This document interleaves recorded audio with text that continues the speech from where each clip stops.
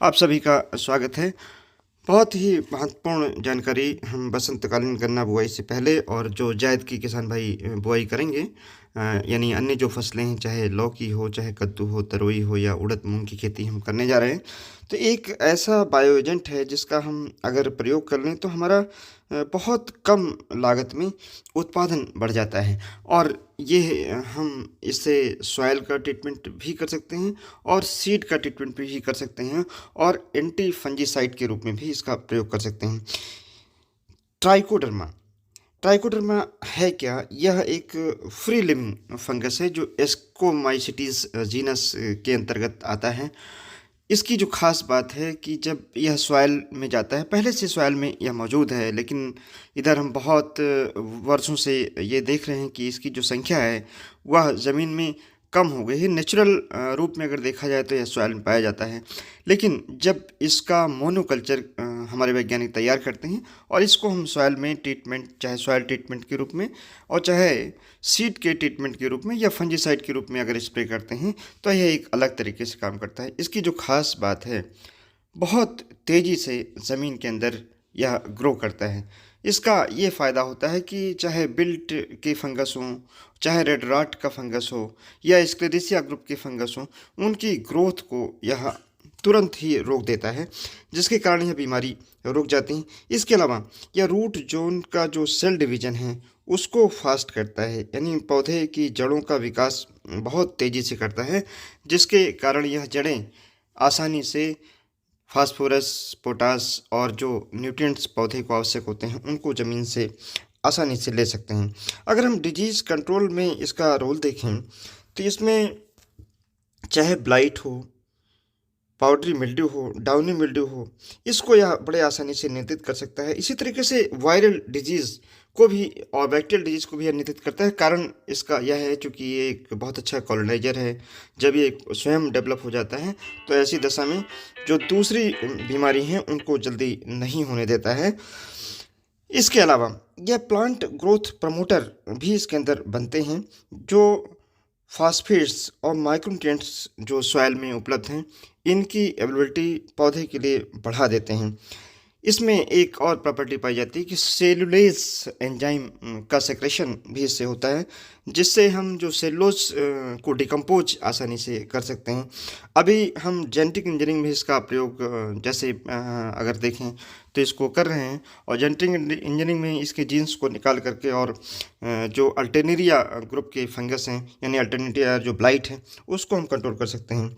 और बायोकेमिकल इलिसिटर्स के रूप में, यानी बायोकेमिकल जो सेक्रेट करता है, उसे प्लांट के अंदर रेजिस्टेंस डेवलप होती है, यानी पौधे के अंदर प्रतिरोधक क्षमता डेवलप होती है।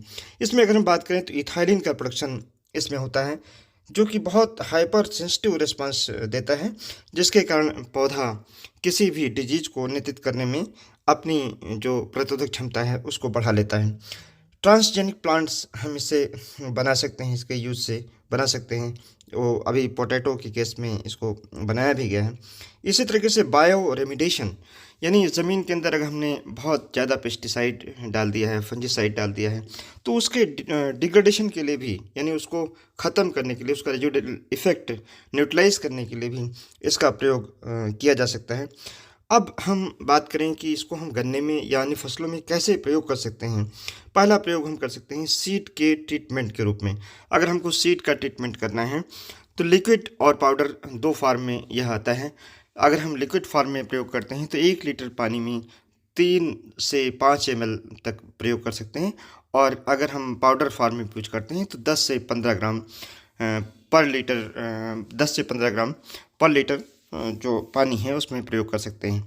और जो बेहतर तरीका है, 1 कुंतल गोबर की सड़ी खाद ले लें और इसमें पाउडर के रूप में अगर आप लेते हैं तो 5 से 10 किलोग्राम, और अगर लिक्विड के रूप में लेते हैं तो 2 से 3 लीटर ट्राइकोडर्मा ले करके और इस पर स्प्रे कर दें।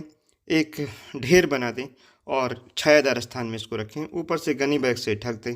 6-7 दिन तक अगर रख दें तो इसका कॉलोनाइजेशन बहुत तेज़ी से होता है, हरे रंग के स्पोर्स बन जाते हैं, जिससे यह जब हम ज़मीन में बिखेर देते हैं, टेम्परेचर थोड़ा-सा कम रहे उस समय अगर बिखेरते हैं, इसका एक तरीका हो सकता है कि आप शाम के वक़्त बिखेर दें और जब नमी हो खेत में उस समय बिखेरें, बहुत धूप ना हो, बहुत ज़्यादा टेम्परेचर ना हो। चूँकि इसके लिए जो बेहतर टेम्परेचर है, अगर हम बात करें तो 25 से 26 डिग्री सेंटीग्रेड से लेकर के और 40 से 42 डिग्री सेंटीग्रेड का जो टेम्परेचर है, वह एक बेहतर टेम्परेचर है जिसमें अच्छी तरीके से काम कर सकता है। अब हम बात करें कि इसको हम जो हमारी कटिंग है गन्ने की, उसको हम कैसे ट्रीटमेंट कर सकते हैं। बहुत अच्छा तरीका है कि 5 से 10 ml पर लीटर ट्राइकोडर्मा मिलाकर और आधे घंटे तक गन्ने के टुकड़े को भिगो करके और फिर इसकी बुआई ज़मीन में कर सकते हैं। अगर हम इसको ज़मीन में सॉइल ड्रेंचिंग के रूप में प्रयोग करना चाहें, सॉइल ट्रीटमेंट के रूप में, तो हम 5 से 10 किलोग्राम, जैसे मैंने आपको बताया, 5 से 10 किलोग्राम ट्राइकोडर्मा पाउडर ले लें या 2 से 3 ml पर लीटर हम जो लिक्विड ट्राइकोडर्मा का आता है उसको मिला करके और फिर बहुत आसानी से इसकी ड्रेंचिंग कर सकते हैं। फोलियर एप्लीकेशन, अगर हम गन्ने के खेत में हमारे रेड डॉट लगा है या बिल्ट लगा है, तो ऐसी दशा में फोलियर एप्लीकेशन भी कर सकते हैं। 5 से 10 ग्राम पर लीटर पाउडर ले सकते हैं या 3 से 5 मिलीलीटर पर लीटर पानी में हम जो लिक्विड ट्राइकोडर्मा आता है उसको लेकर के और फिर स्प्रे कर सकते हैं। बहुत अच्छा वंडर एजेंट है, इसका प्रयोग करें।